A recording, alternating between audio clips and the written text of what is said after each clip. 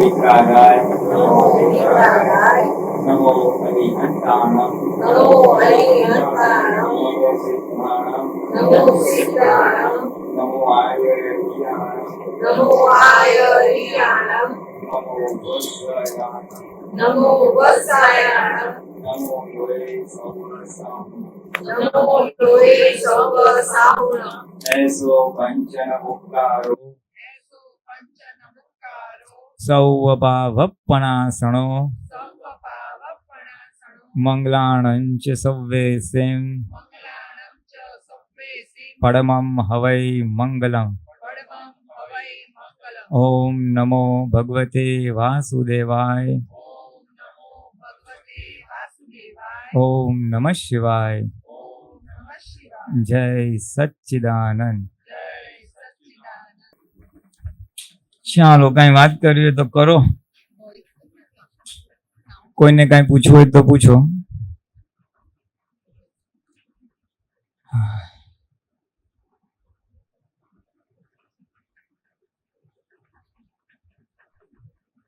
ભજીયા કેવા હતા? હું પૂછું, તમે મને નથી પૂછ્યા, હું પૂછું તમને ભજીયા કેવા હતા? અવાજ નથી આવતો? હા એ તો ક્યાંથી આવે? બોલો, ભજીયા કેવા હતા? ભજીયા હતા ને તમને બી કે નતા? કે અમારા અંદર જ આવ્યા હતા? તમારા હતા ને, બધા માટે હતા ને? હા, કેવા હતા કયો? એ સારા જ કેવાય ને, એટલે સારા ના હોય તો કેવાય. નિમંત્રક નથી અહીંયા છે.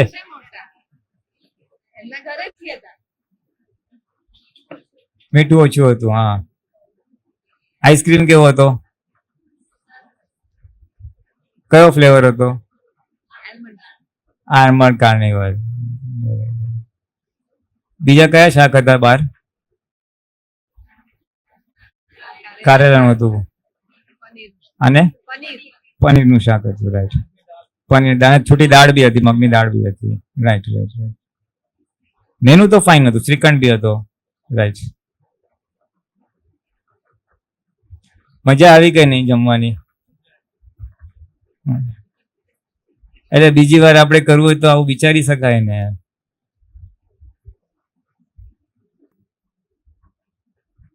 જો આ વસ્તુ જે રિલેટિવમાં આપણે કરીએ છીએ ને, જમવાનું સારું હતું, ભજીયા આવા હતા, શાક આવું હતું, આઈસ્ક્રીમ આવો હતો, અને બીજી વાર કરવું હોય તો આવું કરાય. બીજી વાર આવું કરવું એવું કરાય, શેના માટે થાય છે? આ મજા આવી એટલે ને, સારું લાગ્યું એટલે. બસ એ જ વસ્તુ આત્મા માટે થવી જોઈએ. આત્મા માટે આ વસ્તુઓ સારી હતી, આ પોઈન્ટ સારો હતો, આ સમજ સારી હતી, બીજી વાર કામ લાગે એવી છે, મારે વાપરવા જેવી છે. જે રિલેટિવમાં કરીએ છીએ, શરીર માટે, પૂતગલ માટે, 5 ઇન્દ્રિયોના સુખ માટે, એ આત્મા માટે બી આ જ કરવાનું છે. આ જ કરવાનું છે. મજા આવી જોઈએ, બીજી વાર કરવાનું મન થવું જોઈએ.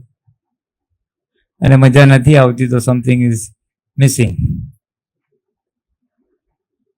તમારી સાથે થોડી વાત કરીએ. આમ તો થોડું ખ્યાલ આવી ગયો છે, દાદા ભગવાન એટલે કોણ. એમને આત્મજ્ઞાન થયું હતું સુરતના સ્ટેશન ઉપર, અને એમાં સામર્થ્ય હતું કે બીજાને આત્માનો અનુભવ કરાવી શકતા હતા. અનુભવ એટલે આત્મા એટલે શું, એનું ભાન થવું. અને આ કૃપાથી થાય એવું છે, કારણ કે એમને અનુભવ થયો હતો. તમારે સોનાની વીંટી બનાવવી હોય તો શું કરવું પડે? તમે જાતે બનાવી શકો વસ્તુઓ લાવીને? આ તો સોનાર પાસે જાઓ. સોનાર પાસે જાઓ તો તમારે તો ખાલી ભાવને ડિઝાઇન નક્કી કરવાનું, મહેનત બધી એને કરવાની, એટલે આપણું કામ ઇઝી થઈ જાય. ખરો ને? એવી રીતે આત્મા જાણવો હોય તો કાં તો આત્મજ્ઞાની પુરુષ પાસે જાઓ, અથવા પોતે શાસ્ત્રો વાંચીને ભણીને આગળ ગુરુ પાસે જ્ઞાન મળીને આગળ વધો. એટલે આ જ વસ્તુ છે. દાદા ભગવાન પાસે એ આત્મદ્રષ્ટિ હતી, આત્મ અનુભવ હતો, એટલે એના આધારે બીજાને આત્મ અનુભવ આપી શકતા હતા. અને એ સંસારી વેશે ઉત્પન્ન થયેલું હતું અને સંસારી વેશે પ્રાપ્ત થાય એવું છે. એટલે કેવું કે કંઈ ત્યાગ કરવાની જરૂર નથી. કોઈ વસ્તુનો ત્યાગ કરવાની જરૂર, એટલે કે ઘર છોડો, વસ્તુઓ છોડો, સંસારમાં રહી બરજ વજાવતા આત્મા પ્રાપ્ત થઈને મોક્ષે જવાય. અને મોક્ષે જવું કે ન જવું એ સેકન્ડરી છે. તમે વાત કરજો સાહેબ. હા, તમે આવ્યા છો આટલા રુજુ કૃષ્ણના કહેવાથી. હું તો આ બેઝિક જ વાત કરતો હતો કે દાદા ભગવાન શું છે અને એ શું સંદેશો હતો. જેમ કહ્યું ને, ગીતા એટલે શું, કૃષ્ણ ભગવાન શું કહેવા માંગે છે, કુરાન એટલે શું કહેવા માંગે છે, એવી રીતના દાદા ભગવાન એટલે શું કહેવા માંગે છે કે શું આપવા માંગે છે દુનિયાને. એમને જે સનાતન સુખ, કાયમનું સુખ અનુભવ કર્યું હતું એમની અંદરનું, એ લોકોને આપવા માંગતા હતા. સુખ તો દરેક જીવને જોઈએ છે. કીડીને પણ ખાંડ હોય તો ગમે, આંગળી હોય તો નહીં ગમે. એવી રીતે કૂતરું હોય તો એને લાકડી મારશો તો નહીં ગમે, પણ રોટલી બતાવશો તો ગમશે. જીવ માત્રને સુખ ગમે છે. ખાલી એ પરમનન્ટ સુખ ક્યાં છે એટલું જ વાત છે. જોઈએ છે બધાને પરમનન્ટ, પણ નથી મળતું એટલે ટેમ્પરરી સુખથી ચલાવીએ છીએ. આજે ટીવી જોયું, કાલે હોટેલમાં ગયા, પરમ દિવસે શોપિંગ કરવા ગયા, લગ્નમાં ગયા, એટલે ટુકડા ટુકડા જોડીને સુખ માનીએ છીએ. એવી ઇન્દ્રિયોનું સુખ છે. હવે એ સુખ કેટલું સાચું છે એ તમે જ મને કહેજો. ટીવી જોવા માટે આંખ સારી હોય તો સુખ મળે ને, તબિયત સારી હોય તો ફરવા જવાનું હિલ સ્ટેશન પરથી સુખ મળે, ડાયાબિટીસ ના હોય તો જલેબીમાંથી સુખ મળે. એટલે ડિપેન્ડન્ટ સુખ છે આ બધા શરીર ઉપર. અને હવે સુખ ખરેખર છે કે નહીં એ વિચારી લ્યો. તમને જલેબી ભાવતી હોય અને આજે જલેબી ખાધી મજા આવી, કાલે મળે તો સારું, કાલે બી આપી તમને. એવી રીતના તમને 1 મહિનો રોજ જલેબી આપે તો સુખ 30 ગણું થઈ જશે. એટલે વિચારો, જો જલેબીમાં સુખ આપવાનો ગુણ હોત તો સુખ વધવું જોઈએ, પણ જલેબીમાં સુખ નથી, કારણ કે એ જ વસ્તુ વધારે કરવાથી દુઃખ આપે છે. 3 કલાકનું પિક્ચર જોયું, બહુ મજા આવી ગઈ ટીવીમાં, તો તમે 24 કલાક પિક્ચર જોશો તો તમારું સુખ 8 ગણું થઈ જશે? નહીં થાય. એટલે આ જે અત્યારે આપણા માનેલા સુખ છે, એક તો એ શરીર ઉપર ડિપેન્ડન્ટ છે. આંખ સારી હોય, કાન સારું હોય, શરીર સારું હોય. બીજું, એ જ વસ્તુ વધારે કરવાથી સુખ ઘટી જાય છે, વધતું નથી. એટલે રિયલી એમાં છે કે નહીં? માનેલું છે.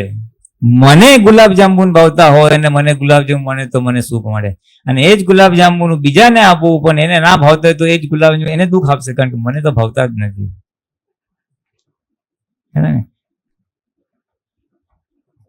ટીવીમાં થાય છે ને, જેન્ટ્સો ન્યૂઝ જોયા કરે અને બહેરો કે ચેનલ સિરિયલ જુઓ ને, જરા પિક્ચર જુઓ ને, કારણ કે બેવની સુખની માન્યતા જુદી છે.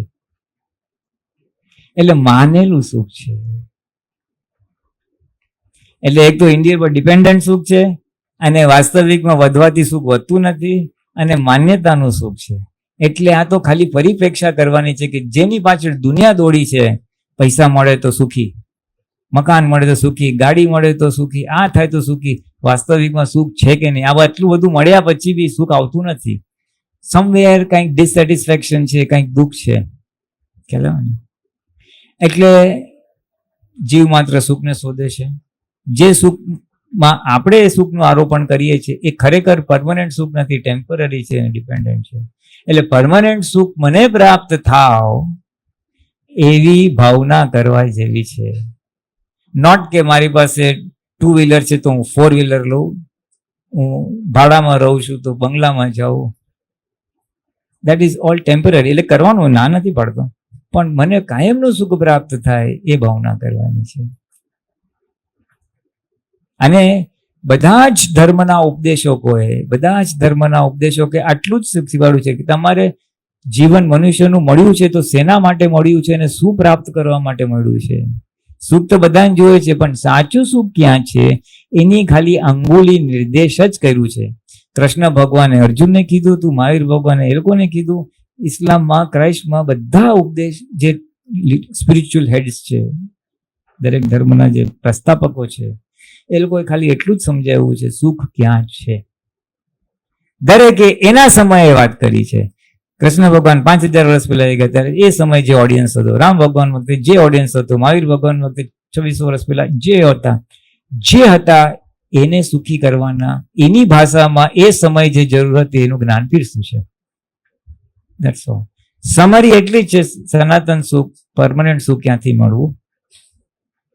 એટલો ઉપદેશ જ આપ્યો છે. દે ઓનલી સેન્ટ મેસેજીસ. શબ્દો જુદા છે, પ્રકાર જુદા છે, પણ કોર થીમ આટલી જ છે. એ જ થીમને દાદા ભગવાને આ જન્મમાં કેરી ફોરવર્ડ કરી છે કે આ 5મો આરો છે જ્યાં કળિયુગ કહીએ છીએ. કળિયુગ એટલે દુઃખ વધારે અને સુખ ઓછું. દિવસના કાંઈ ને કાંઈ લફડું ઊભું જ હોય. એક બીમારી તકલીફ દૂર ઓછી ને બીજી ઊભી છે, બીજી ઊભી છે, ત્રીજી ઊભી છે. આવા કઠિન સમયમાં સુખી કેવી રીતે થવું, દુઃખ ઓછા કેવી રીતે કરવા. અત્યારે તો પ્રોબ્લેમ શું છે ખબર છે? સુખની વાત કરીએ છીએ આપણે, પણ મેં એક જણને પૂછ્યું તને શું જોઈએ છે? તો કે સાહેબ સુખ દુઃખ નહીં મળે ચાલે, મને ટેન્શન ના આવે એટલું કરી આપો બસ. આજે ટેન્શનથી ઘેરાયેલો છે માણસ, કઈ ને કઈ સ્ટ્રેસ.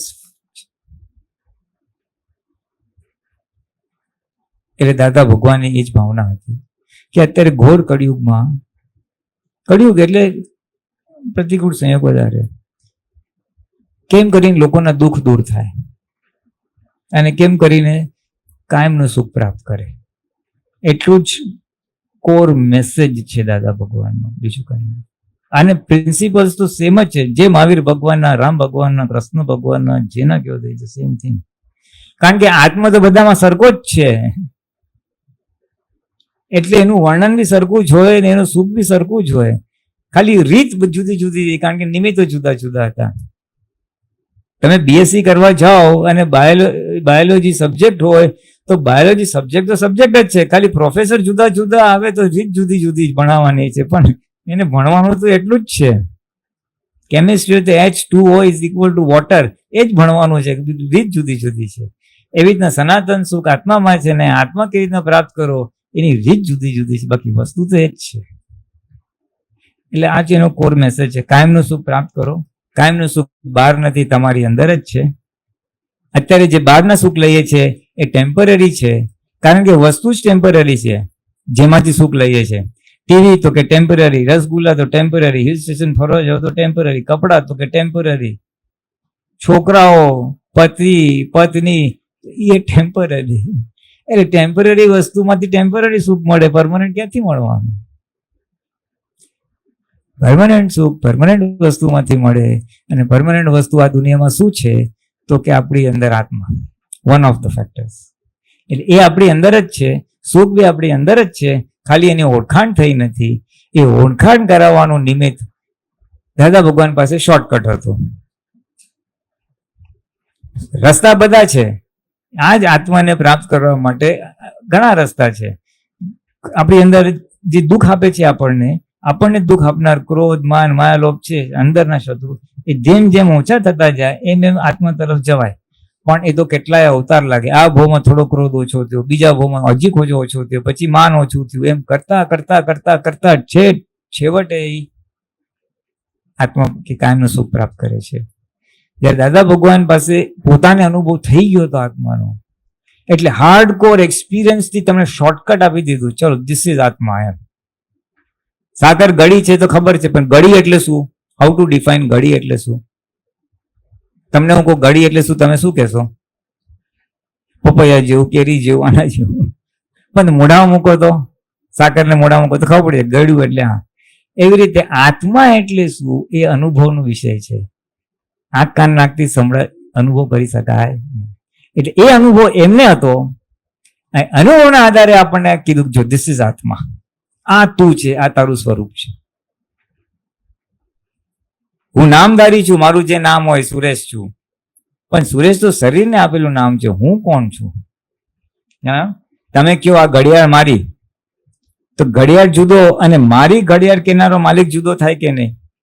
આ ઘર મારું, તો ઘર જુદું અને એનો માલિક તેનો જુદો થાય કે ના થાય? એવી રીતે તમે મારું માથું બોલો કે નહીં, કે હું માથું બોલો, તો મારું માથું બોલનાર મારું એનો માલિક જુદો કોણ છે? મારો હાથ, તો મારો હાથ બોલનારનો માલિક કોણ છે? એ માલિકને ઓળખવાનું છે. આ જ બધા ધર્મોનો સાર છે. તમે કોણ છો? હુ એમ આઈ. સુરેશ છું તો નામ છે શરીરનું, પણ તમે મારો હાથ બોલો છો, હું હાથ નથી બોલતો. તો મારો બોલનારો હું કોણ છે એ હું ને ઓળખવાનું છે. અને એ ઓળખાઈ જાય તો બધા દુઃખ દૂર થાય. અને કાયમનું સુખ પ્રાપ્ત થાય. આ તો હું શરીર છું, હું જ સુરેશ છું, અને કોઈ અપમાન કરે, મને અપમાન કરી ગયો, સીધું મને વાગે છે, મને બોલાવતો જ નથી, મને બહુ ખોટ ગઈ પૈસાની, મને હવે થાય છે શરીરને, પણ માને છે કે મને, કારણ કે હું જ શરીર છું.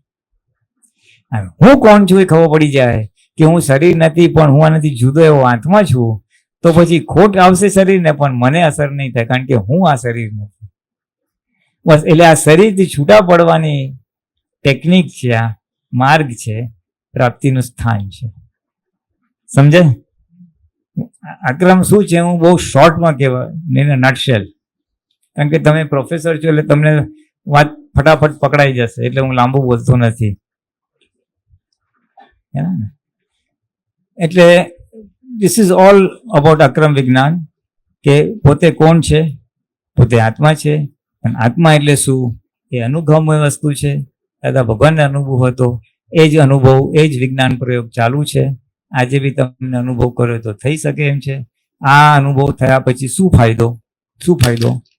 તો કે અત્યારે જે અહંકાર છે, મને કહી ગયો, એ ભાગ આખો નીકળી જાય. તમને બીજામાં આત્મા દેખાય, તમને દુઃખ અડે નહીં, તમારો અહંકાર ડાઉન જાય એટલે સામાનો અહંકાર તમને વાગે જ નહીં. આજે અથડામણ થાય છે, અહંકાર ટકરાય છે ને તમારો ને સામાનો, સમજે શું તારા મનમાં, એટલે ધૂમ કરીને અથડાય. હવે આપણો અહંકાર જ ના રહે તો અથડામણ બધી ખલાસ થઈ જાય. એટલે અથડામણ ઓછી થાય એટલે દ્વેષ ઓછો થાય, અણગમો ઓછો થાય, અને અણગમો ઓછો થાય. માઇન્ડ યુ, મારે ગમતું નથી એ વસ્તુ મારે કરવી પડે છે. મને ગમતો નથી આ માણસ, તો એની સાથે રહેવું પડે છે. મને ગમતો નથી આની આદતો, છતાં મારે એને ટોલરેટ કરવી પડે છે. એવું આજે થાય છે ઘરમાં અને ઘરની બહાર. થાય છે કે નહીં? there are many things you don't like but you have to live with it. એ અણગમો ધીમે ધીમે ધીમે એક્યુમ્યુલેટ થાય છે, ભેગું થાય છે, અને એ પછી સ્ટ્રેસ બિલ્ડઅપ કરે છે. એ જ ટેન્શન છે. અને પછી વધારે થાય એટલે શરીર પર પછી બીપી રૂપે આવે, ડાયાબિટીસ રૂપે આવે, થાઇરોઇડ રૂપે આવે, બેક પેન આવે, ને ની પેન આવે, ને બધું જ આવે. These are all symptoms of accumulated stress, accumulated hurt ego. અહંકાર ઘવાયેલો હોય, ભયમાં પરિવર્તન થાય, ક્રોધમાં પરિવર્તન થાય, દ્વેષમાં પરિવર્તન થાય, એન્ઝાઇટીમાં પરિવર્તન થાય, અને લાંબો ટાઈમ ચાલે એટલે શરીર પર આવે. પછી અલગ અલગ સ્વરૂપ છે એના પછી ખાલી બીમારીના. એટલે આ બધામાંથી તમે નીકળી જાઓ, બીકોઝ એ જમા જ ના થાય. ના ગમતી વસ્તુ, ના ગમતા વ્યવહાર અસર કરતા ઓછા થાય. થાય ખરી પણ ઓછી થશે, અને you can manage it better. મારું અપમાન કરી ગયો તો રાઈટ સમજણ તમને હોય કે અપમાન કરનાર સ્વતંત્ર નથી, હું સ્વતંત્ર નથી, હિસાબથી થયો છે, એના હાથમાં સત્તા નથી. તમે ક્ષમા આપી શકો. આજે આપણે કોઈને માફ નથી કરી શકતા. એને મને કેમ કીધું આમ, વર્ષોના વર્ષો યાદ રહે છે, એને મને આમ સાથે અન્યાય કરેલો છે. એ અન્યાયને ધોવાનો કેવી રીતે? આ તો પછી આપણે છે ને માની લીધું સંસારમાં આમ જ છે. મારા ઘરે દુઃખ છે, પાડોશીને દુઃખ છે, સગાને દુઃખ છે, બધાને ત્યાં દુઃખ છે, એટલે આપણે માની લીધું ऐसा ही જિંદગી है. વાળ કાળા કરી, મેકઅપ કરીને, હરી ફરીને, ખાઈ પીને, મજા કરીને રડવાનું. દિલ તો રોતા ही है. આજે બધું ગમે તે કરો, બધે જાઓ કરો, હા હી હલ્લો બલ્લો કરો, બધું ફેસબુક પર ફોટા મૂકો, બધું મૂકો, but somewhere we are not happy. ક્યાંય ને ક્યાંય હૃદયમાં દર્દ તો પડ્યું જ છે. એ દર્દ ના ભેગું થાય, એ દર્દની દવા આ અક્રમ વિજ્ઞાનમાં છે, અને દાદા ભગવાનના વિજ્ઞાનમાં છે. He is the scientific approach, કે દુઃખ આવે છે તો શેને લીધે આવે છે,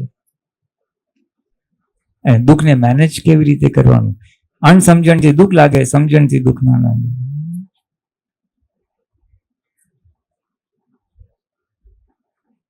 શિયાળામાં ઠંડી પડે, બરાબરની ઠંડી પડે, તો કોઈને દુઃખ થાય, હાય ઠંડી પડે છે, અને કોઈ કે ઠંડી તો સારી હે, સેહત માટે અચ્છી હે. કઈ સમજણ વાપરો એના આધારે દુઃખ છે અથવા સુખ છે. એ દાદા ભગવાને સાચી સમજણ જ આપી છે બધી વાતમાં. વરસાદ, મારે બહુ વરસાદ પડે છે યાર, મજા નથી આવતી, ક્યાંય બહાર જવાતું નથી, કપડાં ખરાબ થાય છે. બીજો માણસ કે વરસાદ તો પડે નહીં તો ખેતી કેવી રીતના થશે, અનાજ કેવી રીતનું સર જરૂરી છે. કઈ દ્રષ્ટિ વાપરો છો? એવી જ રીતે દાદા ભગવાને અલગ અલગ દ્રષ્ટિ જ આપી છે. દુનિયાની વાસ્તવિકતા બતાવી છે કે જે આ થાય છે, ચોર થાય છે તો ચોર શું કામ ચોરી કરે છે, મારી સાથે દુઃખ થાય છે તો દુઃખ શું કામ આવે છે, મારી પાસે સુખ આવે છે તો સુખ શેના આધારે આવે છે, એ બધી વાતોનું સાયન્ટિફિક એક્સપ્લેનેશન આપી છે દાદા. એનો તમે લાભ લઈ શકો છો. This is a summary of what દાદા ભગવાન ઇઝ એન્ડ વોટ અક્રમ વિજ્ઞાન ઇઝ. હવે કોઈને કઈ વાત કરવી તો કરી લેવું આત્મામાંથી એક બે પ્રશ્ન, પછી આપણે આગળમાં 4:30 વાગ્યા સુધી છે, 4 વાગ્યા સુધી. પેલા બીજાને આ તો નવા આવ્યા તો તમારી સાથે થોડી વાત કરી તો તમને ગેડ બેસે. અહીંયા બેસવાનું શેના માટે? એ તો એક વ્યવહાર પૂરો થાય તમારો. પણ તમે અહીંયા આવ્યા છો તો કંઈક પ્રાપ્ત કરીને જાઓ એના માટે. That's the point. That's the point.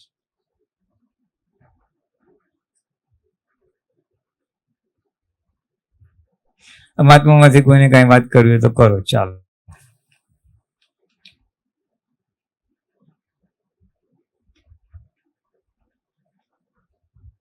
અત્યારે તો આંખ ખુલ્લી રાખવી બી એક પ્રોજેક્ટ છે ને, એ જ પુરુષાર્થ છે.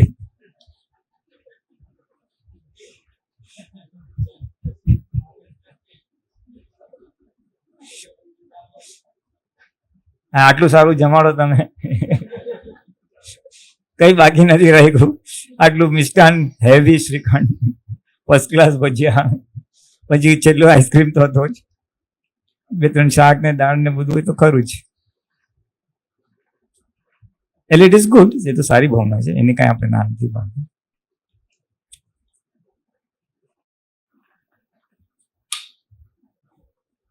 તમે વાત કરશો ને તો બગાસા નહીં આવે.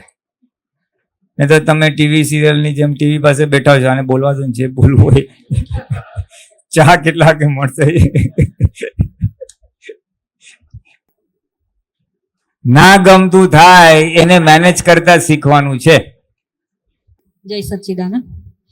આપણે હમણાં જે કાશ્મીરમાં એટેક થયો એમાં જે બધા એક્સપાયર થઈ ગયા, તો એ મેં સાંભળ્યું તો મને એટલું થયું કે આ વ્યવસ્થિત છે.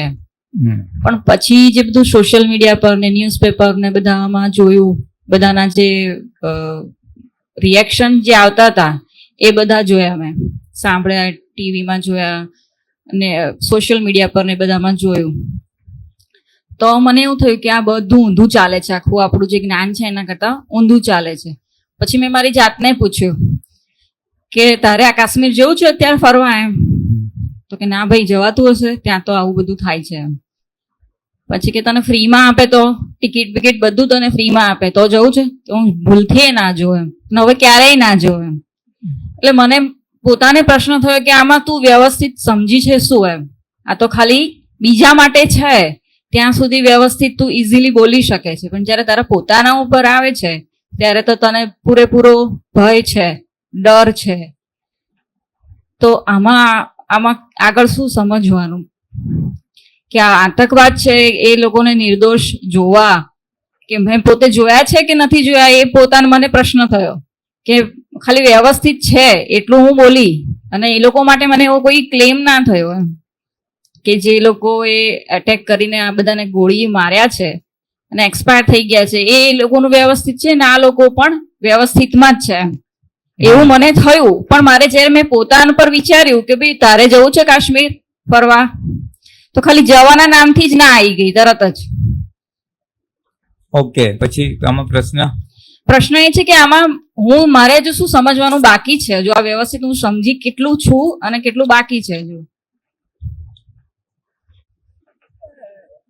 એટલે બહારના ભાગમાં જે આ બધાને વિકલ્પો થતા હતા, આમાં વ્યવસ્થિત તો બરાબર છે, ત્યાં વ્યવસ્થિત કઈ એવી રીતના અપ્લાય કરવાનું બહુ જરૂરી નથી. હિસાબ કહી શકાય આપણે, મારનારનો ને મરનારનો હિસાબ હતો એમ. બરાબર. ઉદય કર્મને અધીન એકબીજાના હિસાબ પૂરા થઈ ગયા એમ. આવું તો છે ને દુનિયામાં રોજ ક્યાંય ને ક્યાંય કેટલું બધું બને છે. ખરાબ બી બને છે ને સારું બી બને છે. એટલે આપણે માહિતી સ્વરૂપે રાખવું, સુપરફ્લુઅસ જે કરીએ એને કહીને, બિકોઝ એઝ ઇટ ઇઝ આપણે અનઅફેક્ટેડ છે એ ઇન્સિડન્ટ્સથી, આપણને કઈ ફરક નથી પડવાનો. એટલે એ માહિતી સ્વરૂપે રાખી અને છોડી દેવાનું. એ રાખી અને આપણને રાગદ્વેષ કેટલા ઉત્પન્ન થાય છે એની આપણે તપાસ કરવાની છે. એ ઘટનાની આપણા પર અસર કેટલી થાય છે એની તપાસ કરવાની છે. આપણને જે અસર થાય છે એ બતાવશે આપણી અંદર શું ભરેલું છે, આપણી બુદ્ધિ શું છે, આપણી માન્યતા શું કામ કરે છે એ બતાવશે. એટલે ઇટ ઇઝ અ સેલ્ફ રિવેલેશન. આપણને આપણી પ્રકૃતિ ઓળખાશે. જો બોધ લેવાનો હોય તો બોધ આ લેવાનો છે કે મારી અંદર શું ભરેલું છે, કઈ સમજ પડેલી છે. આ તો ઇન્સિડન્ટલી એક મોટો એક થઈ ગયો એમ. એવું તો કેટલું નાનું મોટું થયા કરે છે ને. એટલે એની આપણને કેટલી અસર થાય છે એ સ્ટડી કરવાનો છે. તને શું થયું એમ તે કીધું ને, તારે કાશ્મીર જવું છે, બીજા માટે રહેશે. એનાલિસિસ ઇઝ ગુડ, પણ આને સુપરફ્લુસ લેતા આવડે છે કે નહીં આપણને. હવે આ જે ભાગ થયો, આને માર્યો અને આને વ્યવસ્થિત, હવે આ બધું તારે જ્ઞાન ગોઠવવું શું કામ પડ્યું? એ આતંકવાદનો જે એપિસોડ બની ગયો એના પર તારે ચાલ્યું ને, આ તો એનું વ્યવસ્થિત, પછી તારે જવું છે કે નહીં. હવે એ બધું તે એનાલિસિસ કર્યું અને પછી તે જ્ઞાન ગોઠવ્યું અને પછી તને તું હું જ્ઞાનમાં છું કે નહીં, મને સમજાયું છે કે નહીં. નો, it is not necessary. A unrelated છે, આપણને ડિરેક્ટ અફેક્ટ કરતું નથી. એટલે ઇન્ફોર્મેશન કેટેગરીનું છે. પ્રસંગ બની ગયો, એમાં તને શું ઊભું થયું ને એ ઇમ્પોર્ટન્ટ છે. તને આતંકવાદ માટે અણગમો ઊભો થયો, તને આ ખોટું થયું, આમ ના થવું જોઈએ, પાકિસ્તાને આમ કેમ કર્યું, ઇન્ડિયાએ આમ કરવું જોઈએ, એ ઊભું થયું. શું ઊભું થાય છે એ અગત્યનું છે. બિકોઝ જે થાય છે એ આપણું ડિસ્ચાર્જ છે અને લાવેલી સમજણ ઇઝ એન ઓપરેશન. ઘણા બધા પોસ્ટ એવા આવે છે જે એન્ટી બીજેપી હોય, ઘણા પોસ્ટ આવે છે એન્ટી કોંગ્રેસ હોય, એન્ટી મુસ્લિમ હોય છે. હવે એની અંદર મને શું થાય છે? મોદીને પ્રેસ કરતી પોસ્ટ આવે, મને ગમે છે, હા good, is doing for the great, તો મને રાગ છે. અને જો એક બાજુ રાગ હોય તો બીજી બાજુ દ્વેષ હોય ને હોય જ. This is what we have to watch. કે મને મોદી માટે રાગ થાય છે તો બીજા સામા આના માટે દ્વેષ થાય છે, ઓર ધ અધર વે. એટલે આ મારી અંદર ગમા અણગમાની માન્યતાઓ પડેલી છે, જેને મારે નિર્મૂળ કરવાની છે, જેથી કરીને હું દરેક પ્રસંગ વિતરાગતાપૂર્વક જોઈ શકું. નોર્મલ વ્યવહારમાં વિતરાગ લાવવાની જ છે આપણે. કોઈ સાથે સેટ ના થતું હોય તો આ ફાઇલ આવી, સંભાવે નિકાલ કરો, જેથી કરીને એને પ્રત્યેનો જો અણગમો છે એ અણગમો ફ્રેક્ચર થાય જ્ઞાનથી. એ ડિરેક્ટલી ઇમ્પેક્ટ કરે છે આપણને, આપણી સાથે થાય છે એટલે અસર થાય છે. એટલે જે ડિરેક્ટલી ઇમ્પેક્ટ નથી કરતું ત્યાં કેટલું આપણું રિએક્શન આવે છે એ સ્ટડી કરવા છે. ત્યાં આવે છે તો દેટ રિફ્લેક્ટ્સ કે મારી અંદર શું ગમા અણગમા પડ્યા છે. જેટલો મેં જોયું, આ તો બીકોઝ તું પોલિટિક્સની વાત કરે છે, બાકી it can be any topic. BJP ના હોય ને, દેશ કે લીએ અચ્છા ક્યા વો ક્યા. એક વાર હું મોર્નિંગ વોકમાં જતો હતો મહાત્મા સાથે. There was a group. One fellow was pro BJP, Modi શરૂ કરે છે. The other fellow was pro Congress. અને I was very surprised. એની પાસે એટલા બધા facts and figures હતા, statistics સાથે. He could prove Congress is very good and BJP is ચોર. I was surprised. હવે એની અંદર એની માન્યતા છે. હવે મને કોઈની આની વાતથી અસર કેટલી કરે છે અને આની વાતથી કેટલી અસર કરે છે એ મારી અંદર કેટલા ગમા અણગમા છે is a reflection of that. અને મારે આ સ્ટડી કરવાનું છે. ઓહો પુલિનભાઈ, તમને હજી આ ગમે છે એટલે તમને આના માટે રાગ છે, તો તમને આના માટે દ્વેષ છે. અને એ મારે બેલેન્સ આઉટ કરવાનું છે, જેથી કરીને હું બંને માટે વિતરાગ રહી શકું. બંને માટે એ આપણો પુરુષાર્થ છે, જે બોધ લેવાનો છે આખા પ્રસંગમાંથી. What is it for me? મારા માટે શું છે આની અંદર? તો હું વિતરાગ કઈ રહી શકું છું, મને કઈ વસ્તુમાં ઇન્ટરેસ્ટ પડે છે. એટલે એમાંથી બહાર કેવી રીતના નીકળવું અને વિતરાગ કેવી રીતના રહેવું એ આપણે આપણી અંદર તપાસ કરવી છે. પ્રસંગોને વિતરાગતાપૂર્વક જોવાની. માહિર ભગવાને કેટલું જોયું હશે, કેટલા લુચ્ચા લબાચાને જોયે, પણ ભગવાન બંને પર વિતરાગ. આના પર બી કરુણા, ચોર કરનાર પર બી કરુણા, ખૂન કરનાર પર બી કરુણા, જેની ચોરી કરે છે, જેનું ખૂન કરે છે એના પર બી કરુણા, કારણ કે બંનેના હિસાબ દેખાય છે, પણ કરુણા. ટિપિકલ એક્ઝામ છે ને બિલાડી ને ઉંદરનો.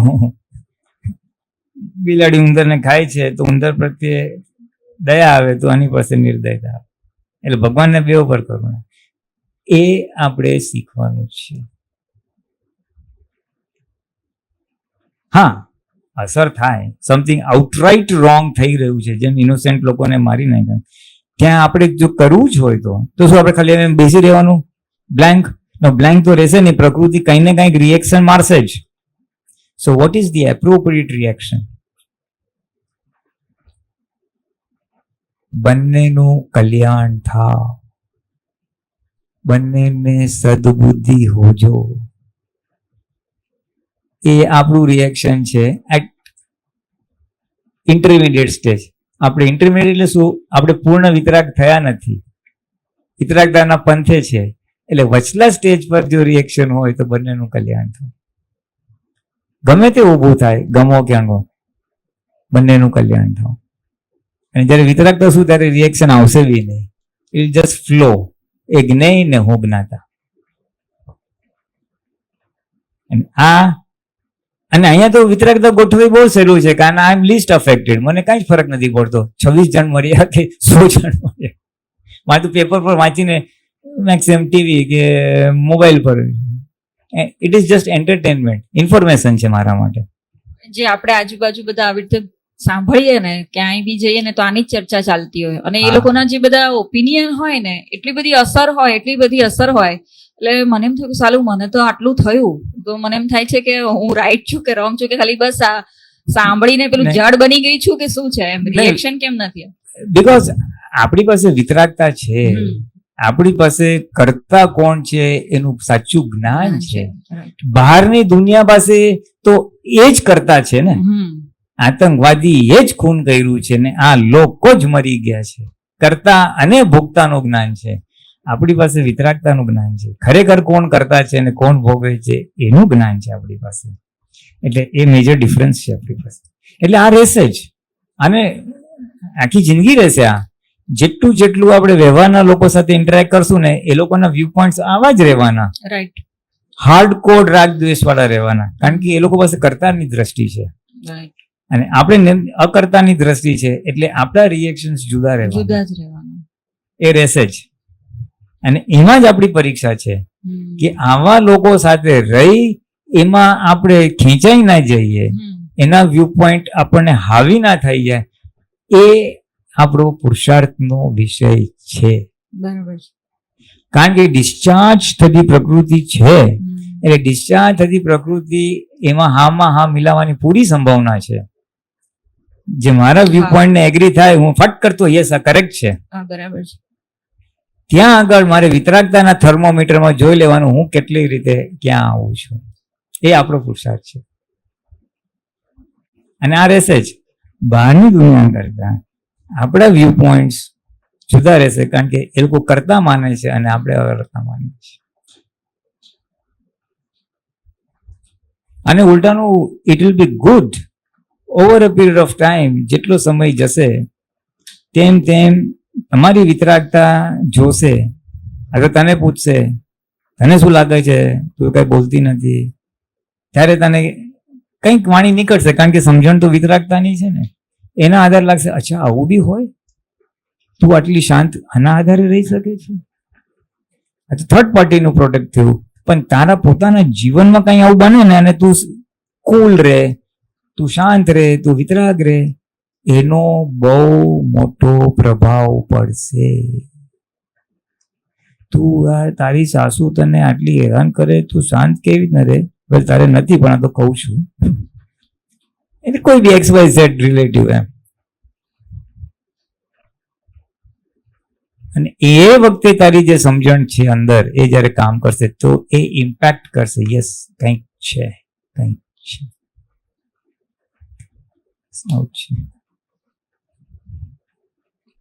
ચાલો આપણે કમલેશ આનંદજીનો લાભ લઈએ.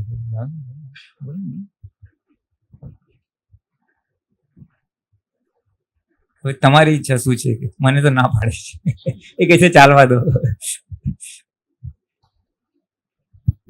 તમારા દાદા સાથેના બધા જે અનુભવો છે ને, પ્રસંગો તમે કહેતા હો છો ને, એ બહુ દાદા કરાવે છે. એ સાંભળવાની ઈચ્છા ખરી અમને બધા. તમારા દાદાના પ્રસંગ કઈ કયો? દાદા સાથેના. હા, દાદા ભગવાનના પ્રસંગ કયો એમ કે. Now you dare.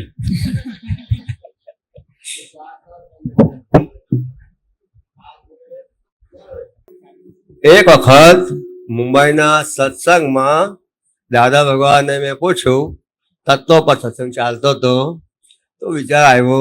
દાદા ભગવાને કીધું કે ભાઈ જ્ઞાન હોય તો જ્ઞાનમાં ઝળકે. એટલે 6 તત્વોની વાત કરતા હતા. દાદા જે આકાશ તત્વ છે એ આકાશમાં તો કાંઈ છે નહીં, તો પછી તીર્થંકર ભગવાને કેવી રીતે ઝળકે? આ મારો પ્રશ્ન. હા, દાદા ભગવાન મને કહે છે તું હમણાં આજ્ઞા પાડ. શું કહે છે? તું હમણાં આજ્ઞા પાડ. આકાશ એ તત્વ છે અને આત્મા સૂક્ષ્માથી સૂક્ષ્મ તે વખત કઈ ભાન હતું નહીં. પણ શું પૂછ્યું કે આકાશમાં તો કાંઈ છે નહીં, કઈ હોય તો ઝળકે. આપણે એ વસ્તુ સમજીએ, ખ્યાલ આવે? એટલે એના પછી ક્યારે પણ દાદા ભગવાનને આવા કાલ્પનિક પ્રશ્નો પૂછ્યા જ નથી, અને પૂછીએ તો અમને ક્યારે જવાબ આપતા પણ નતા. એ તમને એ કહું છું કે આપણી જે જરૂરિયાત છે એ તમે પૂછો તો કામ લાગશે. આ શું છે, પેલું શું છે, આ સૂત્ર શું છે, કવિરાજનું આ પદ શું છે, કશું કામમાં નહીં લાગે. બધું ભૂલી જાશો. હું તમને બીજી વખત પૂછીશ ને કે આ પ્રશ્ન શું જવાબ આપ્યો તો તમને યાદ બી નહીં હોય, એમ કહેવા માંગુ છું. ખ્યાલ આવે? આ દાદા ભગવાન એક જ વખત મને આવું કહ્યું ને, ત્યારથી કોઈ દિવસ આટલા વર્ષો રહ્યા અમે આવો કોઈ પ્રશ્ન પૂછ્યા જ નથી, એમ કહેવા માંગુ છું. તમને આ શીખ આપું છું કે તમને કામ લાગે તો તમે પોતાના પ્રશ્ન પૂછો અને એના જવાબ મેળવેલો તો આપણે એથી આ બધું સાર્થક થાય. જય સચ્ચિદાનંદ.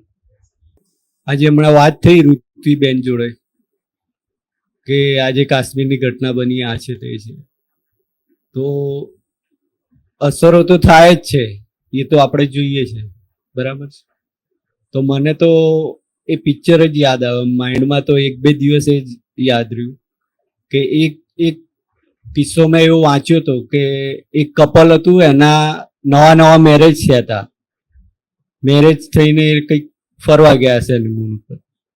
હવે કેટલા આનંદમાં હોય એ કપલ, અને સડનલી જે માણસ આવે એમને એટલી બી ખબર નથી કે ટેરરિસ્ટ છે કે કોણ છે, અને ખાલી પૂછ્યું કે તમે હિન્દુ છે કે મુસ્લિમ, એવું કંઈક, અને બોલ્યા કે હા હિન્દુ. હસતા હસતા જ જવાબ આપ્યો.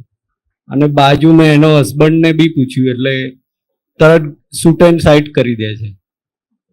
તો આમાં એક સત્સંગ એવો થયો હતો કે એમાં એવું સાંભળ્યું હતું કે સ્વભાવમાં તમારે આવવું પડે, તમારે કઈ બી સંજોગ હોય તો. આ સંજોગોમાં એવું તો ક્યાં કશું હાજર થાય કે એકદમ જ આઘાત પામીએ ને એ કિસ્સો તો આપણે લાઈફ ટાઈમ ભૂલી ના શકાય એવું હોય. તો આમાં કઈ રીતનું જ્ઞાન હાજર રહે એમાં? એટલે હાજર નથી રહેતું એવું ડિફિકલ્ટ લાગે છે ને? હા, એ તો ઠીક, એમની વાત તો જવા દો. પણ અમે બે જ્યારે આવી બધી 1-2 દિવસ વાત કરતા હતા, હું ને ભૂમિ, તો અમારે બી ઘણા બધા વિકલ્પો થતા હતા કે આ સિક્યુરિટી ગવર્મેન્ટને રાખવી જોઈએ ને આ બરાબર નથી ને આમ નથી ને એવું બધું. તો આમાં તો ક્યાં જ્ઞાન હાજર રહે છે? એટલે વેરી ગુડ. આના પરથી આટલી ખબર તો પડી કે જ્ઞાન હાજર રહેતું નથી, વિતરાગતા રહેતી નથી. બીજા માટે અણગમો કે દ્વેષ ઉભો થઈ ગયો. ધેટ શોઝ કે આપણે પોતે જ સંપૂર્ણ કરતાપણામાં જ છીએ. હું જ નામધારી છું ને હું જ કરું છું, એ જાગૃતિ વિશેષ પ્રવૃત્તિ છે. અને જ્યારે એ પ્રવૃત્તિ તો જ ગવર્મેન્ટ કરતા દેખાય ને ટેરરિસ્ટ કરતા દેખાય. ખ્યાલ આવે ને? કરતા દેખાય ને ગવર્મેન્ટ આમ કરવું જોઈએ, સિક્યુરિટી આમ થવી જોઈએ. અને બ્યુટી ઇઝ આનામાંથી એકે એજન્સી પર આપણો કોઈ કંટ્રોલ નથી. નથી ટેરરિસ્ટ પર કંટ્રોલ, નથી ગવર્મેન્ટ પોલિસીસ પર કંટ્રોલ, નથી કાશ્મીર પર કંટ્રોલ. કાશ્મીરમાં રહેતા નથી અને આટલી અસર થાય છે. એટલે sheer waste of time and energy છે. હું શેના માટે ડિસ્કસ કરી શકું, જેના પર મારી પાસે કોઈ કંટ્રોલ છે. તમારો છોકરો છે તો થોડું કહી શકો કે યુ માઇટ ટ્રાય ટુ એને સમજાવવાની કોશિશ કરો. કંટ્રોલ તો કોઈના પર નથી આમ તો. કંટ્રોલ હોય તો ખરો ને, જ્યારે સપોઝ બોર્ડર પારથી આવે કોઈ વ્યક્તિ તો એને ને તારી પાસે કંટ્રોલ નથી આ સિચ્યુએશનમાં. મારી પાસે નથી. હું આપણી વાત કરું છું. અસર તને થઈ છે, હા, તારા અસરની સોલ્યુશન આપણે લાવીએ છીએ. આપણે દેશના પ્રોબ્લેમ સોલ્વ નથી કરવા બેટા. We are not in the politician shoes કે મારે આતંકવાદી ને દેશ હિત જોવાનું છે. એ આપણા પોર્ટફોલિયોમાં છે જ નહીં અત્યારે, કારણ કે એનું કોઈ કંટ્રોલ જ નથી આપણી પાસે. અત્યારે તો આપણને જે અસર થઈ એ પ્રસંગ જોઈને કીધું ભૂલાતું નથી. હા, અમે બે ચર્ચા કરી તો કેટલું રાઈટ એન્ડ રોંગ પર આવી ગયા અમે. હા, ગવર્મેન્ટ સિક્યોરિટી ઢીકણું ને પૂછડું એની વાત કરું છું. C we have to solve what is in our control. અને મેન તો આપણે આપણી ફાઇલ નંબર 1 નું સોલ્યુશન લાવવાનું છે. બીજાનું તો આપણી સોલ્યુશન છે નહીં. આપણે પોલિટિકલ પોસ્ટ પર નથી કે આપણે સોલ્યુશન લાવવાનું છે. આપણા પોર્ટફોલિયોમાં બી નથી. કોઈ કીધું નથી તો આનો સોલ્યુશન આપ. બરાબર. પણ આ તો આપણી બુદ્ધિનો ભાગ છે, નંબર 1. નંબર 2, હું જ કરતા છું અને હું જ નામદારી છું, એને લીધે ઓલો ઇમિડિયેટલી કરતા દેખાય છે અને દોષિત દેખાય છે. જો તને 50% બી જાગૃતિ રહી હોત, 50% બી જાગૃતિ કે હું ખરેખર શુદ્ધાત્મા છું અને આ ફાઇલ છે, તો શુદ્ધ આ ફાઇલ છે, સંભાવી નિકાલ કરવો છે, મોક્ષે જવું છે, વિતરાગતા રહેવું છે, એવી 50% બી જાગૃતિ અધરવાઇઝ વર્તતી હોત અને આ સમાચાર આવે છે તો આટલું બધું સિવિયર રિએક્શન ના આવે કે આવા છે તેવા છે અને 2 દિવસ સુધી ભૂલાતું નથી. હા, આ તન્માયાકાર પરિણામનું જ રિઝલ્ટ છે ને. આ જે રિએક્શન આવ્યું એ અજ્ઞાની બી એવું જ રિએક્શન આવે છે. તો આપણે મહાત્મા તરીકે અને અજ્ઞાનીમાં ફરક કેટલો રહ્યો? તો મન બધું બતાવે છે. એક બાજુ તો એવું પણ થતું હતું કે આ બધું તો તારું મન બતાવે છે, પણ તું મન ભલે ને બતાવે, તો મન બતાવશે, બુદ્ધિ બતાવશે, એને જોવાનો ભાગ જે હોવો જોઈએ ને કે આ બુદ્ધિ ચંચળ થઈ, બુદ્ધિએ દોષિત બતાવ્યો એટલે પછી મન સક્રિય થાય. આમ કરવું જોઈએ, તેમ કરવું જોઈએ, આમ ના કરવું જોઈએ, તેમ ના કરવું જોઈએ. બુદ્ધિ એક્ટિવ થઈ તો મન પછી એક્ટિવ થઈ જશે. હવે એ બુદ્ધિ થઈ એ આપણને દેખાયું નહીં ને, જ્ઞેય તરીકે સેપરેટ દેખાયું નહીં. યુ સી, જો સેપરેટ દેખાતું હોત ને, સી રિએક્શન આવું એ પાર્ટ ઓફ ડિસ્ચાર્જ છે, આવી શકે છે. કોકને આમાં શું બધાને આવ્યું છે, કોઈને વધારે આવ્યું છે, કોઈને ઓછું આવ્યું છે, એટલો જ ફરક છે. એટલે એની અંદર એ જે રિએક્શન આવ્યું that is part of discharge. પણ આપણે એને જ્ઞેય તરીકે જોઈ શક્યા નહીં. નામ શું તારું? અંકિતા. અંકિતની બુદ્ધિમાં આ ઊભું થયું છે એવું તને દેખાવું જોઈએ સેપરેટલી. તું જ્ઞાતા અને બુદ્ધિ જ્ઞેય, એ બુદ્ધિ આવો બળવો કરે છે. તરત ના દેખાય તો 5-10 મિનિટ પછી કે આ સારું આટલી માથાકૂટ કરી, પણ વાય કોણે કરી? બુદ્ધિએ કરી ને. એટલે બુદ્ધિથી તું સેપરેટ થાય અને બુદ્ધિને તું જોઈ લે ને તો ઇમિડિયેટલી આ બધું ઠંડુ પડી જાય. પછી તું બી અકર્તા થાય ને ઓલો અકર્તા થઈ જાય. પછી આટલું વાયલન્ટ રિએક્શન ના આવે, આમ કરવું જોઈએ ને તેમ કરવું જોઈએ. પણ બીકોઝ આપણે તન્મયાકાર થઈ ગયા, એનો ફોર્સ વધારે હોવાથી અને આપણી જાગૃતિ ઓછી હોવાથી આપણે બુદ્ધિમાં તન્મયાકાર થઈ ગયા. અને એ તન્મયાકાર થવાથી પછી અજ્ઞાની માણસની જેમ જ બધું એ રિએક્શન ને બધું ચાલ્યું. અને અસરો મેન તો આપણને અસર થઈ, રિએક્શન.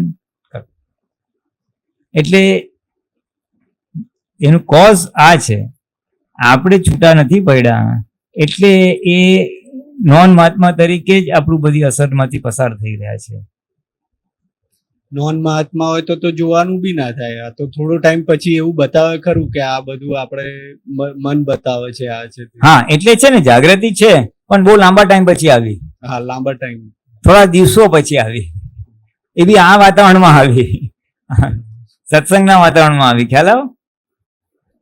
એટલે સંજોગોના દબાણમાં પછી જાગૃતિ હાજર થઈ જશે. જાગૃતિ છે જ પણ અવરાઈ ગઈ. એટલા ટાઈમ માટે વાદળ આવી ગયું. પછી અહીંયા સત્સંગમાં આવે ને એટલે વાદળ ખસી ગયા બધા. બરાબર. એટલે ખબર પડી, જુદું પડ્યું. હા, એટલે આપણે બધાને જુદું છે જ, પણ વાદળો આવ્યા કરે છે. અને વાદળો આવે નહીં એટલે સત્સંગમાં આવ્યા કરે એટલે વાદળની અસર થાય નહીં, તો જલ્દી વિખરાઈ જાય. એટલે આજે અસર થઈ એ બીકોઝ ઓફ ધ વાદળ. અને વાદળને હિસાબે આપણે તન્મયાકાર થઈ ગયા, બુદ્ધિમાં તન્મયાકાર થઈ ગયા. એટલે બુદ્ધિ જે બધે એમાં ગયા ને એની આથી બધી અસરો થઈ. અને આટલા દિવસ પછી હવે અસરો બહારમાંથી નીકળી રહ્યા છે. એટલે the crux is A solution આનું પરમનન્ટ શું છે? આપણે આપણી પ્રકૃતિના જ્ઞાતા દ્રષ્ટા થવાનું છે. આપણે આપણી જ ફાઇલ નંબર 1 ના મન, બુદ્ધિ, ચિત્ત, અહંકાર, વાણી, વર્તન ઉપર જોવાનું છે. 100% છૂટા ભલે ના રહેવાય ટુ બિગિન વિથ, પછી તો રહેવાનું છે ટુ બિગિન વિથ, પણ એને જો તો ખરા આ તોફાન થાય છે. એ જોશો ને એટલે ઓટોમેટિકલી એ અજ્ઞાન, તોફાન અજ્ઞાનનું છે, ગયા અવતારે જે ભરેલું છે એનું છે. ઓટોમેટિકલી એને ઓલાવવા માટે જ્ઞાન હાજર થઈ જ જશે, લાવવું નહીં પડે, થઈ જશે. કારણ કે આપણે કલાકોના કલાકો સત્સંગ સાંભળેલા છે. એટલે સોલ્યુશનનું તો આપણી પાસે બેંક ઓફ સોલ્યુશન છે, લિસ્ટ છે, આખું ડિરેક્ટરી છે, ડિક્શનરીની જેમ કટ કટ કટ કટ. આજે હું તને બેસાડું, ભાઈ આવું થાય તો શું કરું, તું મને ઉપદેશ આપી શકીશ, આમ કરવું છે, આમ કરવું છે, આમ કરવું છે. સોલ્યુશન્સ તો આપણે સાંભળેલા છે, એટલે છે જ, ઢગલો છે. એટલે અજ્ઞાન ઊભું થયું એટલે એની સામે જ્ઞાન હાજર થઈ જશે. પિક એન્ડ ચૂઝ, આપણી પાસે કબાટમાંથી કપડા કાઢીએ ને એમ નીકળશે, આના માટે આ જ્ઞાન વાપરવાનું, આના માટે આ જ્ઞાન વાપરવાનું. એટલે એવું કહેવાય કે ન્યૂઝ એ એક ઇન્ફોર્મેશન છે, એના માટે આપણે જોવાના હોય, પણ એમની જગ્યાએ આપણે એમાં કોઈને કોઈ ઓપિનિયન આપીને આપણી અસર બધી સ્ટાર્ટ થઈ જાય છે. એટલે ઓપિનિયન આપનારું હોય છે બુદ્ધિ. હવે થાય છે શું કે તમારા પ્રોફેશન અને બીકોઝ ઓફ બહારની દુનિયા બુદ્ધિ સક્રિય રહે જ છે, ખ્યાલ ને. હવે એ અમુક જગ્યાએ એને કામ કરવા દેવાનું છે ને અમુક જગ્યાએ એને અબૂધ થવાનું છે. હવે ડિરેક્ટલી અબૂધ નહીં થવાય, બુદ્ધિ તો એનું ફંક્શન કરશે જ, રાઈટ રોંગ, સાચું ખોટું, યુ નો. પણ આપણે જ્યારે અહીંયા આપણા પર્સનલ લાઈફમાં આવી જઈએ છીએ ત્યારે બુદ્ધિને જ્ઞેય તરીકે રાખવાની છે. એટલે આપણે એની અસર આપણા પર થવા નહીં દેવાની, બસ એનું ફંક્શન કરશે, અસર નહીં થવા દેવાની. હા, એવું થાય. પછી એ ન્યૂઝ પૂરા થયા તો પછી વોરના ન્યૂઝ ચાલુ થયા, એટલે આવી રીતે તો બધું ચાલતું જ રહે છે. તો એટલે આપણે નક્કી કરવાનું, જો આનાથી મને દ્વેષ થતો હોય તો મારે શું કામ આટલું બધું જોવાનું? એટલે થોડું હેડલાઇન્સ જોઈને મૂકી દેવાનું. કારણ કે હું ન્યુટ્રલ રહી શકતો નથી, કારણ કે મારું હજી નિશ્ચય પાકો થયો નથી કે કોઈની ટીકા ન કરાય, જગત અકર્તા છે, જગત નિર્દોષ છે, મારે કોઈનું હમ ન દુભાય એવી સ્યાદવાદ વાણી વર્તન મનનમાં જવું છે. એ મારો એજન્ડા ક્લિયર થયો નથી ને, એટલે આવાની બધી અસર થાય છે. પણ મારો એજન્ડા ક્લિયર થઈ જાય, ના ના આપણે ટીકા ના કરાય, આપણે તો પછી તું આ મોમેન્ટ આ આવશે, ના ના આપણે આમાં નથી ભળવું, તો છૂટા પડતા જઈશું આપણે. એટલે આપણે ખાલી આપણું જાગૃતિમાં આપણું સ્પિરિચ્યુઅલ ગોલ આમ નજર સામે રાખ્યા જ કરવાનું છે. બરાબર.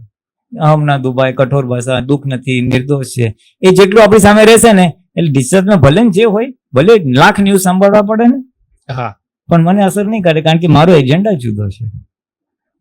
અને આમાં બીજી કલમનો ખાસ યુઝ થાય કે મારો કોઈ પણ ધર્મનું પ્રમાણ ન દુભાય.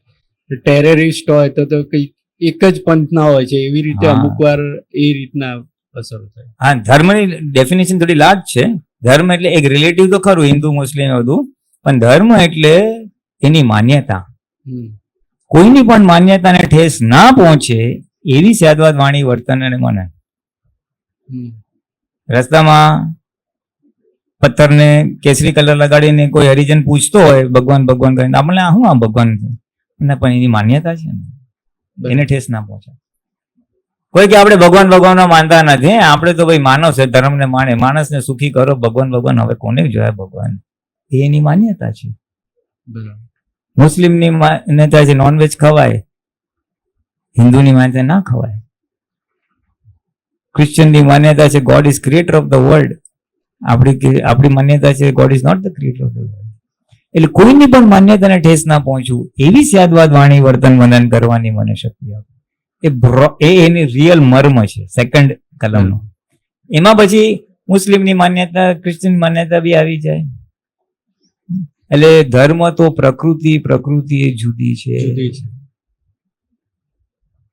એટલે આ બહુ મોટી ભાવના છે, કોઈનું પણ ધર્મનું પ્રમાણ ના દુભાય, જેથી કરીને સંપૂર્ણ વિતરાગતા આવી જાય. એટલે આપણે સેન્ટરમાં આવી 360 ડિગ્રીના વ્યૂ પોઈન્ટ્સને બેલેન્સ કરી શકીએ. તો નોનવેજ ખાવું છે તો from this view point, non veg ના ખાવું છે ફ્રોમ ધીસ વ્યૂ પોઈન્ટ. એટલે વિતરાગો સેન્ટરમાં રહીને આની સાથે બેલેન્સ કરે ને આની સાથે બેલેન્સ કરે. આપણે અહીંયા આવવા માટે બોલીએ છીએ કોઈ પણ ધર્મનું પ્રમાણ ના દુભાય.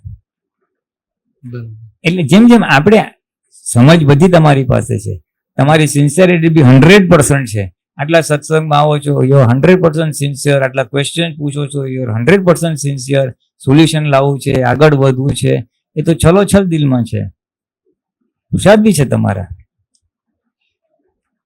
એને એક સ્ટેપ ખાલી કન્વર્ટ જ કરવાનો છે. એ વસ્તુ તમારો સ્પિરિચ્યુઅલ ગોલ નથી ને, એટલે જેટલા પ્રોબ્લેમ આવે એટલે સોલ્યુશન લઈને પાછા આવી જાઓ છો. શરદી થઈ ડોક્ટર પાસે ઇન્જેક્શનમાં રહ્યો, આ થયું ઇન્જેક્શનમાં રહ્યો, પણ હું નિરોગી થાવ એના માટે પ્રોએક્ટિવ સ્ટેપ્સ ના લીધા. પ્રાણાયામ ખાઉં, હું ન્યુટ્રિશનલ ફૂડ લઉં, જેથી કરીને બીમાર જ ના પડું. એટલે હું વિતરાગ જ રહું. એ ભાગના દ્વેષ થાય છે એનું સોલ્યુશન લઈને આવો છો સત્સંગ. પણ વિતરાગ કેમ રહો? એ હાયર ઓર્ડર જે સ્પિરિચ્યુઅલ ગોલ રાખી દેશો ને એકવાર, પછી તમારો એ ગોલ જ તમને ડ્રાઈવ કરશે. હમણાં દુબઈ મેં સવારે નક્કી કર્યું તો હું કેવી રીતના હું દુબઈ છું. ઇટ ઇઝ યોર ગોલ, અને તારી ગોલ તારો જ તમને બ્લોક કરી દેશે. સત્સંગમાં પૂછવાય નહીં આવવું પડે. એટલે તારી બુદ્ધિ ઊભી બી થશે તો બુદ્ધિ એની મેં તો તું ઉડાડી દઈશ, કારણ કે તે નક્કી કર્યું છે. વાત આટલી સિમ્પલ છે. બસ ખાલી રાઈટ અપ્રોચ મળી જાય ને તો તમે જેને કહેવાય ને પોતાની મેં જ પુરુષાર્થ ગગડ ચાલ્યા કરે. એટલે અંકિતભાઈને થાય કે બધાને થાય, અમુક પ્રશ્નો કોમન હોય, પણ બીજો પૂછે એટલે આપણને એવું લાગે કે ભાઈ કરવાનું તો આ જ છે કે આજ્ઞામાં રહેવાનું ને વિતરાગની સ્થિતિને પામવાની છે. પણ એ કીધું એમ કે ભાઈ સત્સંગમાં જઈએ ત્યારે તો યાદ આવે, પણ ધંધાના સ્થળ ઉપર, સોસાયટીમાં, સમાજમાં, ફ્રેન્ડ સર્કલમાં જઈએ તો બધું ભૂલાઈ જવાય, અથવા તો એ વખતે હાજર ના થાય. બરાબર. એટલે એમનો હોય, અમારો હોય, બધાને આ પરિસ્થિતિથી થતા જ હોય, કારણ કે દેશ પ્રેમ બધાને હોય, અંકિતભાઈને બી હોય, બીજાને બી હોય. બરાબર. એટલે જ્યારે દેશને પ્રથમ રાખીને વાતચીત અથવા તો વિચારો આવતા હોય ત્યારે એવું થાય કે યાર આ તો આવું તો કેવી રીતે ચાલે. એ વાત 100% સાચી છે. આપણા હાથમાં કશું જ નથી, 100% કશું નથી. મને કબજિયાતનો પ્રોબ્લેમ છે એટલે દાદાનું સૂત્ર, પેલું વાક્ય બહુ યાદ આવે, તારામાં સંડાસ જવાની પણ શક્તિ નથી, સ્વતંત્રતા નથી. પણ છતાંય આવા 10-15 પ્રશ્નો તો રોજ સામે આવે જ. જ્ઞાન ઊભું નથી રહેતું. મારો મેઇન જે વસ્તુ છે, આમને જે પૂછ્યું એ આતંકવાદના અનુસંધાનમાં, બીજા કોઈ બી પ્રોબ્લેમ હોય પણ જ્ઞાન ઊભું રહેવું જોઈએ. તો શુદ્ધાત્માના ચોપડામાં રકમ જમા કરવી, એમાં બી આળસ પ્રમાદનો રોલ આવે. 8 વાગે ઉઠીએ કે કાલથી હવે નિશ્ચય વ્યવહાર ચરણ વિધિ કરીશું. એટલે ક્યાંક ના ક્યાંક આદતો છે, સ્વભાવ છે, બધું છે. એટલે સત્સંગનો ભેળામાં રહેવાનો પ્રયત્ન કરીએ છીએ, છતાંય ધાર્યું પરિણામ તો દેખાતું નથી. એ દરેકને થતું છે. હું તો નવો મહાત્મા છું, પણ થતું તો બધાને હોય એવું મને લાગે છે. શું નામ તમારું? ભરત. ભરતભાઈ. તો કે મુખ્ય વસ્તુ ભરતભાઈ શું છે કે આ જે તમે વાત કરી કે સોસાયટીમાં જઈએ, બહાર જઈએ, કે કોઈ એ રીતે જઈએ એટલે એ બધી વાતચીત ચાલે છે, એના આધારે આપણને અસર થાય. એ વાત છે કે કંઈક એમાં કંઈ વિચારવા જેવું લાગે છે. ના, એટલે અહીંયા આ વાતાવરણમાં બેઠા પછી તો હું શુદ્ધાત્મા ભરતભાઈ ફાઇલ નંબર 1 જુદું, એ તો સરળતાથી સમજાય. પણ જેવું સ્ટેપ આઉટ બહાર જઈએ અને જ્યાં ભરતભાઈ ઉભા થાય ત્યાંના બધા પ્રોબ્લેમ છે. દાખલા તરીકે તમે કીધું ને કે ભાઈ આપણે બહાર જઈએ અને આ લોકો વાત કરે તો થાય, પણ ઘરમાં દાખલા તરીકે તમારા વાઈફ કે એ પ્રમાણે ચલાય ખરું? બિલકુલ નહીં. તો આપણે ખરેખર વાઈફ પ્રમાણે ચાલીએ છીએ કે નથી ચાલતા? એટલે મારા કેસમાં જ નથી ચાલતો. પછી છોકરાઓ કશું કે તો માનીએ, છોકરાઓ કશું કે આમ કરવું છે, આમ કરવું છે, તો તમે એમના પ્રમાણે ચાલવા માંડો. થોડુંક સાંભળીએ. ના, ચાલો ખરા ના, એ પ્રમાણે ના, બુદ્ધિ શક્તિ લગાડીએ.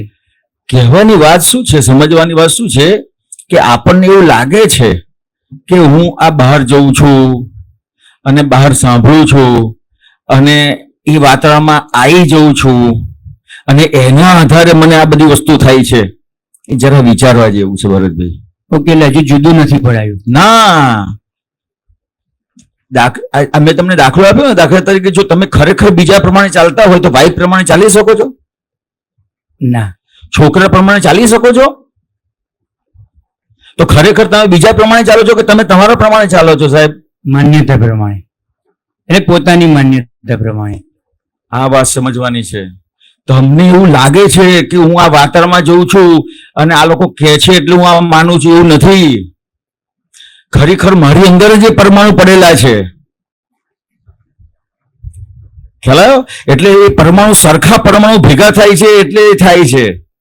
દાખલા કે તમારા જે વાઈફ છે, બરાબર છે, એ તમને ગમે એવી વાત કરો તો તમે ભળી જાઓ કે નહીં?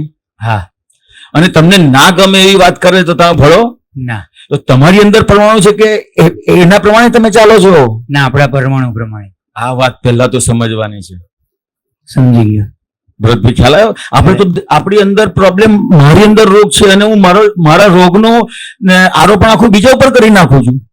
ના, એટલે આરોપણ બીજા પર કરવું એટલે શું? તો કે હું આ વાતાવરણમાં જઉં છું, આ વ્યક્તિની વાત મેં સાંભળી, અહીંયા બધું ચાલતું હતું અને આ બધું સાંભળ્યું, ટીવીમાં આવ્યું, મેં મોબાઈલ જોયો. તમે મોબાઈલ જોયો એનો વાંધો નથી, તમે ટીવી જોવું એનો વાંધો નથી, તમે કોઈની જોડે બેસો એનો વાંધો નથી. ખ્યાલ આવ્યો? પણ ખરેખર તમને કોઈ પણ વ્યક્તિની તમે વાત ભળો છો, ખ્યાલ આવ્યો, તો તમારા ફાયદામાં છે કે નુકસાનમાં છે? ખ્યાલ આવ્યો? એટલે કહેવાનો મતલબ શું?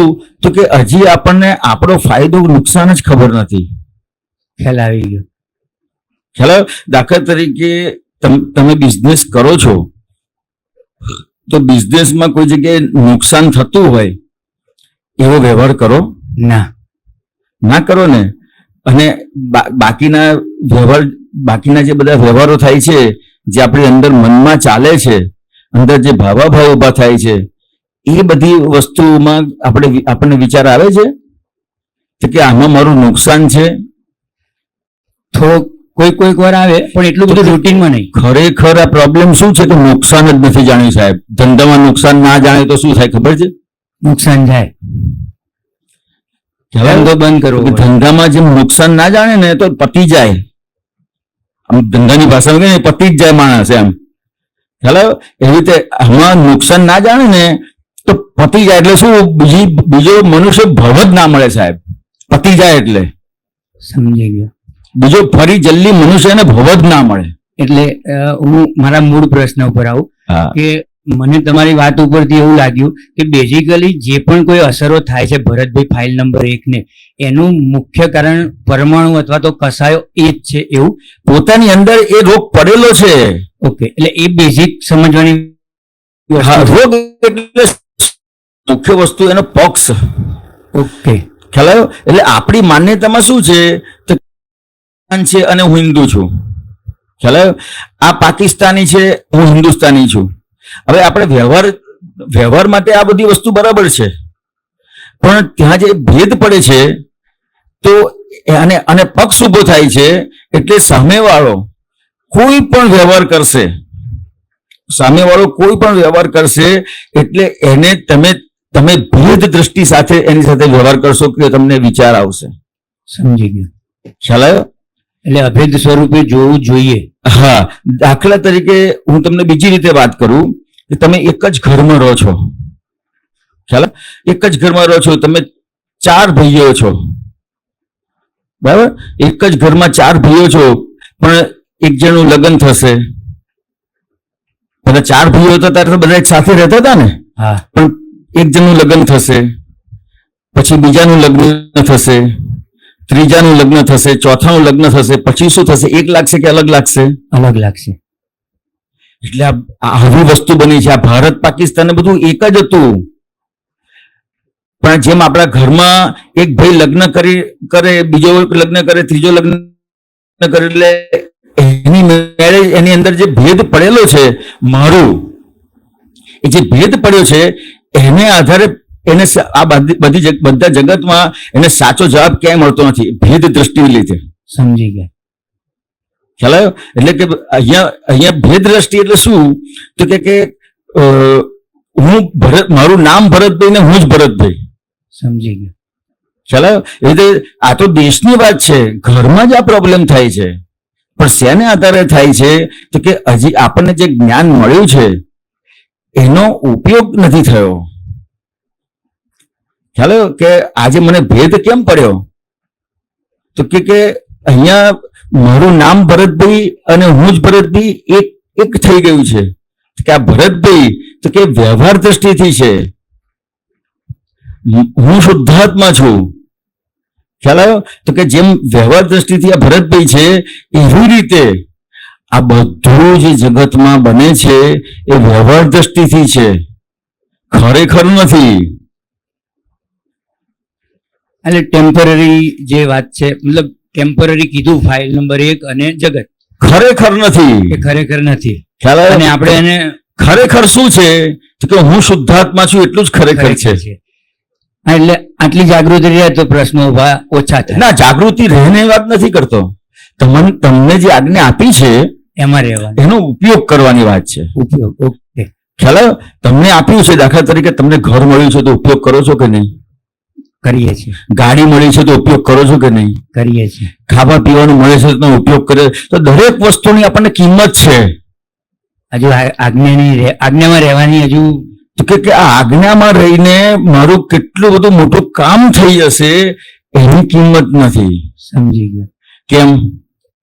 કૃપાથી મળ્યું છે એટલે. એમ જ મળી ગયું છે, સાચી વાત છે. કશું જ કર્યા વગર મળી ગયું છે. એ વાક્ય મને ઘણી વખત યાદ આવે કે દાદાએ છોકરાના હાથમાં હીરો આપી દીધો. જેમ વ્યવહારમાં કિંમતી વસ્તુ, આપણા વ્યવહાર જગતમાં કિંમતી વસ્તુ શું હશે? કિંમતી વસ્તુ ખબર નથી, જે પણ આપણને ફ્રી ઓફ કોસ્ટ મળે છે. એર એટલે પ્રાણવાયુ કહીએ. હવા. ખ્યાલ આવ્યો? પણ એની કિંમત કેટલી છે? નિગ્લિજન્સ, કોઈ પણ એની કેર જ નથી. ખ્યાલ આવ્યો? એટલે કહેવા શું માંગુ છું તો કે આપણને જે વસ્તુ એમને મળે છે ને, ફ્રી મળે છે, કશું જ કર્યા વગર મળે છે ને, એ હંમેશા કિંમતી વસ્તુ હોય છે. કશું જ કર્યા વગર મળે, ખ્યાલ? તો એની કિંમત નથી. આ તમને જે વિધિ આપી છે ને, ત્રિમંત્ર, નમસ્કાર વિધિ, નવકલ્મો, એ ખાલી એક વખત તમે જયારે કરો ને, સિન્સિયરલી કરો ને, એ દિવસ તમારો જોજો કેવો જાય છે સાહેબ. ખાલી એ દિવસ કેવો જાય છે એ તમે જોજો. તમે ખાલી એક દિવસ કેવો જાય છે જોશો ને તો તમને ખબર પડી જશે કે હું જે વસ્તુ માટે આજે હું વિધિ નથી કરતો અને મને જે આધિ વ્યાધિ ઉપાધિ અને જે કઈ બધી વસ્તુઓની અસર થાય છે એ આજે કશું થયું જ નહીં, તો રોજ કરતા આજે અલગ દિવસ થયો ના. આજે તમે સવારે વિધિ કરી એટલે તમારો આખો ઉપયોગ ગોઠવાયો. ખ્યાલ આવ્યો? તમને જે કૃપાથી આપ્યું છે, આ જ્ઞાન તમને જે કૃપાથી આપ્યું છે ને, એનો આખો તમારો ઉપયોગ ગોઠવાય છે. ખ્યાલ આવ્યો? હવે એ ઉપયોગ ગોઠવાય છે એની મેળે ખાલી તમારા કરવાનું છે. સમજાઈ ગયું. ખ્યાલ આવ્યો? જેમ તમને કોઈ સારી વસ્તુ જમાડે છે તો તમે ફક્ત ખાઓ છો, એને પાચન માટે, લોહી બનાવવા માટે તમારે કશું જ નથી કરવું પડતું, ફક્ત ખાઓ છો. એવી રીતે જે તમે વિધિની વાત કરી, તો વિધિ ફક્ત તમારે કરી જવાનું છે બસ. પછી તમારી કોઈ જવાબદારી નથી રહેતી. જો તમારો જે દિવસ જાય છે સાહેબ, કેટલી મોટી વસ્તુ કહેવાય. પણ તમે આ ઇઝી અવેલેબલ થયું એટલે એની કિંમત નથી. મૂળ વસ્તુ જ ત્યાં છે, કિંમત. ખ્યાલ આવ્યો? કે તમે જ્યારે એની કિંમત સમજાશે, કિંમત ક્યારે સમજાય? કે જ્યારે એવા સંજોગ આવી જાય ને, તકલીફ વાળા સંજોગ આવી જાય ને, હવે આમ થઈ ગયું, તેમ થઈ ગયું, ફલાણું, તો વિધિ કરવા બેસી જશે. એવું બી થયેલું છે. ખ્યાલ આવ્યો? અને ભગવાન તો કેટલા કૃપાવાળા છે, કરુણાવાળા છે. પણ તમે કરો છો અને એ વખતે પણ તમને જે પરિણામ મળે છે એ વખતે પણ તમને ધડો તમે લઈ લો કે આ કેટલી મોટી વસ્તુ છે. હવે જો એક આવા સંજોગમાં જો મારું આ કામ નીકળી ગયું, મેં આટલી સિન્સિયરલી જે પ્રાર્થના કરી અને થઈ ગયું, તો આ રોજ હું કરું તો શું ના બને? એટલે બુદ્ધિનો ડખો થતો હશે. બુદ્ધિનો ડખો નહીં, આ ભરતભાઈને ખખડાવવાના છે. એટલે ભરતભાઈને જ ખખડાવવાના છે, કે ભરતભાઈને જાણવાના છે કે આ જે વસ્તુની કેટલી બધી મોટી કિંમત છે એની કિંમત નથી જાણી. પણ એ કેમ કિંમત નહીં સમજાતી હોય? એટલે મને તો એવું લાગે છે કે બાબલાના હાથમાં હીરો, કારણ કે આ વાક્ય મને બરોબર મગજમાં તો કે ભરતભાઈ જે વસ્તુની કિંમત નથી કરવાની એ વસ્તુની કિંમત કરી નાખી. ખ્યાલ આવ્યો? કેવી રીતે કિંમત કરી નાખી? દાખલા તરીકે ભરતભાઈને કોઈક બોલે કે ભરતભાઈ આવા છે, ચાર જણ બોલે તો શું થાય? કંઈક તો રિએક્શન આવે એટલે કંઈક- રાગ જે કંઈક કંઈક થાય શું? રાતે ઊંઘ ના આવે સાહેબ. આ વ્યક્તિ આ મને આવું બોલી જ કેમ ગયો? રાતે ઊંઘ ના આવે. મારા અનુભવની વાત કરું છું સાહેબ, ના ના બરોબર છે. મારા અનુભવની વાત કરું છું. રાતે ઊંઘ ના આવે. હવે પેલો જે બોલી ગયો એની કોઈ કિંમત જ નથી. બસ એ નથી સમજાતું હજુ. એટલે જે વસ્તુની કિંમત કરવાની નથી એ વસ્તુની કિંમત કરી નાખી. તો પછી જે વસ્તુની કિંમત કરવાની છે એની કેવી રીતે કિંમત કરી શકાશે? ભરતભાઈ ખ્યાલ આવ્યો? ખ્યાલ આવી ગયો. તો કે જે વસ્તુની કિંમત નથી કરવાની એવી કેટલી બધી વસ્તુઓ છે કે જેની ખરેખર કિંમત જ નથી કરવાની. ખ્યાલ આવ્યો? એ વસ્તુની કિંમત કરી છે, વસ્તુની કિંમત કરી છે. વસ્તુ આપણને જે ઘરમાં જે બધી વસ્તુઓ મળી છે એની કિંમત કરી છે. પરિસ્થિતિ જે મને ગાડી, મારી પાસે ગાડી છે, બંગલો છે, આ છે તે છે, એની કિંમત કરી છે. ખ્યાલ આવ્યો? હમણાં કરોડપતિ કોઈ આવે અથવા કોઈ નામચીન વ્યક્તિ આવે, ખ્યાલ આવ્યો? અહીંયા આવે તો આપણને અહીંયા સત્સંગનું મહત્વ ઉભું છે કે એ વ્યક્તિ જ દેખાય એવું થાય. ખ્યાલ આવ્યો? અહીંયા પેલા આપણા ગૃહપ્રધાન કોણ આવવાના હતા અહીંયાથી રસ્તામાં? અમિત શાહ આવવાના હતા. ખ્યાલ આવ્યો? હવે અમિત શાહ કદાચ અહીંયા આવે, અહીંયા આવવાના હોય તો અહીંયા જે આપતા પુત્ર અને મહાત્માઓ છે એની કિંમત આપણને ઉભી થાય કે એની પેલાની કિંમત ઉભી થાય? એમની થાય પણ થવી ના જોઈએ એટલું તો સમજાય. આ વસ્તુ સમજવાની છે. થાય બી કરી અને ના બી કરવી જોઈએ. એટલે આ સમજવાનું છે કે ખરેખર આપણે કોની કિંમત કરીએ છીએ? તો કે મોટી મોટી વ્યક્તિઓ છે, જેની પાસે પૈસો છે, ખ્યાલ આવ્યો? કે જેનું બહુ મોટું નામ છે, અમને કામમાં લાગશે. હા. ખ્યાલ આવ્યો? એની કિંમત કરી છે. અરે કઈ કામમાં નહીં લાગે. ખ્યાલ આવ્યો? તમને એમ લાગે જય સચ્ચિદાનંદ. એટલે 1-2 મિનિટ. ના ના સમજાઈ ગયું વાંધો નહીં. એટલે આ વસ્તુ સમજવાની છે. એટલે બધાના ટાઈમની બી કિંમત કરવી પડે ને એટલા. ના ના બરાબર છે, પણ એક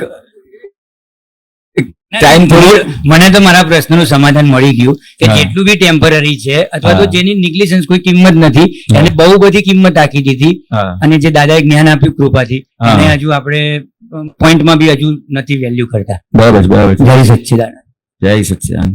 દાદા ભગવાન ના અસીમ જય જયકાર હો.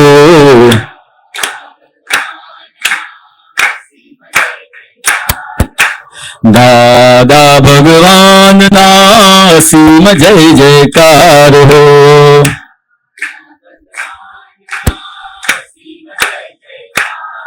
ઓ દાદા ભગવાન ના અસીમ જય જયકાર હો.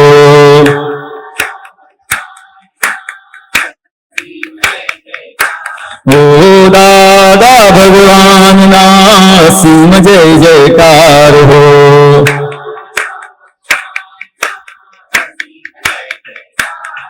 ઓ દાદા ભગવાન ના અસીમ જય જયકાર હો.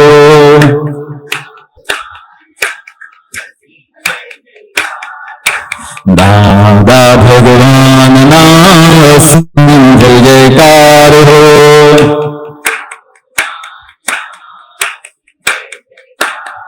હો દાદા ભગવાન ના અસીમ જય જયકાર હો.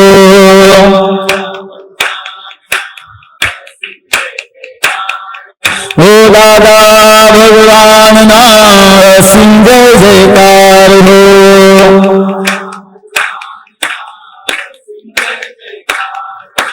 દાદા ભગવાન ના અસીમ જય જયકાર હો.